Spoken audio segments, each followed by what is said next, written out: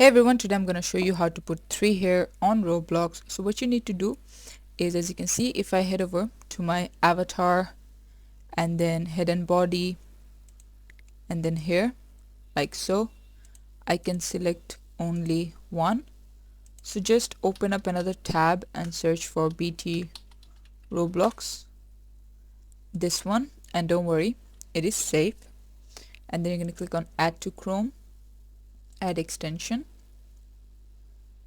wait for it to load up. So see, it has been added. So let's click on this one, and now what we're gonna do is head over to avatar one more time, head and body, hair, and then as you can see I can select multiple hair, 3 or even honestly more if you want to. And yeah, this is how you can do it. Thanks for watching. Please leave a like and subscribe for more tutorials like this, and I'll see you guys in the next one.